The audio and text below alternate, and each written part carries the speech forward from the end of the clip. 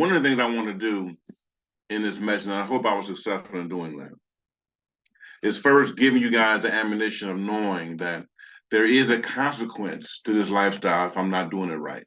There's a consequence. But more importantly, I wanted to really stir up your faith for the life that is to come, because it's going to be great, right? For me, I used to teach, I had college fifth year students when I was running the Bible college, and we had to have one of the lessons we were talking about was to be one that dies on his behalf, right? To be a martyr, and I talked to them about Stephen and the different ones that were willing to die, and I asked them, why do you think? Why do you think they were willing to live that life knowing that any day, any moment, they could be killed for their testimony? Yes. Why do you think they were willing to do it? And the first day that I asked that question, they couldn't give me a good answer.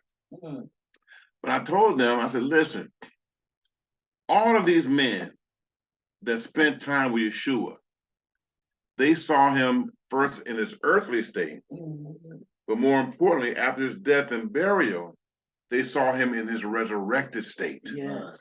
And when they spent time with him for 40 days in his resurrected state, the Most High was able to impress upon them the greatness of the next life. Right? They were able to see, because they in the beginning, they locked up in the room. And he just appeared, right? They got the doors and the windows shut tight, still afraid they might lose their life. And next thing you know, peace be unto you. Yeah. And he's standing in the room. And like, man, did you see that he just did?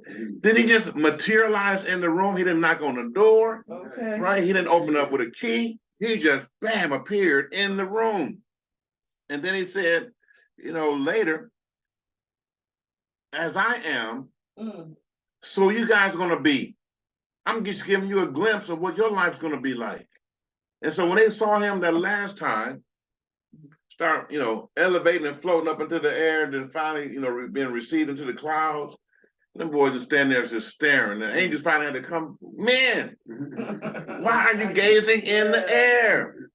The same Yeshua that left up into the clouds, he's going to return in like fashion. And when he comes back, the dead in Mashiach are going to rise first. Yes. And then we who are alive and remain are going to be caught up in the air together with them. And so shall we ever be with Yahweh, right? And so these men, after having had that experience, first, you read 1 John, he gives his testimony. Listen, I was there with him. Right. We ate together. We handled the man. We know that he's real. This is my personal testimony. I spent 3.5 years with him. So you hear it from a first-hand witness, first eyewitness, that I saw him both in his living state, I saw him die, I saw him resurrect, and I spent time with him. The man defeated death. Right. Y'all. You hear what I'm saying? I was there at the cross. Right? His blood was dripping down. I saw it. And I saw him defeat death 3 days later. So if they talk about taking me out, take me. Paul put it this way: for me to live is Mashiach, is Christ. But to die is gain. Because I'm going to be with him in his presence. Yes. Can't beat that. So these men understood that, and that's why they were willing to die for this testimony. So what we need to do is build ourselves up on the strength of their testimony, the eyewitnesses' testimony. Right. Because keep in mind now, 11 of the 12 died a martyr's death. The 12th, John, was boiled in oil and didn't die because Most High said, he already proved himself willing to die. He was at the cross where the rest of them was lying and cursing and running. He stayed. So, Peter kind of got mad. He said, what if I want him to live forever? That's it. That's me and him. That's our business. You do my will. You just go and do what I told you to do, right? Because he told him before he left here, you can come and go as you please right now. But the day is coming where men gonna take you where you don't want to go. Yes. Right. In other words, you gonna die a martyr's death. Right? You know, I know you said I love you 3 times after you deny me 3 times.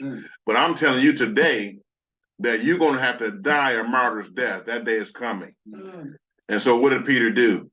He was the first one after the Holy Spirit fell to preach that gospel. He said, I'm living this life. I'm about this life. I know what he told me. And guess what? I'm about this life. I'm going to drink of that cup. I'm not running from the cup. I'm not cursing no more. Right. I know. I've seen the man. I regret that I did it the first time, but guess what? It ain't going to be a next time. Right. I'm living the life. I'm about that holy life. I'm about that life that's going to cause me to hear him say, well done, thou good and faithful servant. I ain't going nowhere. Take my life. Right.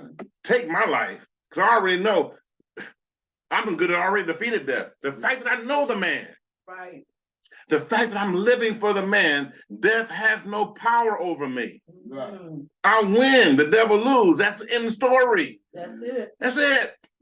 So we need to have our faith built up in this reality. Because once you have your faith built up in that reality, a piece of sex, give me a break.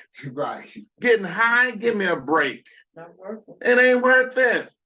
When we talking about if you could live out here for 100 years, it's no comparison to the first moment you step into eternity. The moment you step into eternity, you're gonna say, oh my goodness, I never imagined it would be like this. I couldn't fathom it. My little finite mind cannot comprehend the eternal realm. There is nothing on this earth that can help you to experience what it's going to be like when he come back for us. Nothing. So the only thing for you to do is to be faithful and wait for that day to transition, because he said, I am faithful and true. If I said it, I'm going to do it. If I spoke it, I'm going to bring it to pass.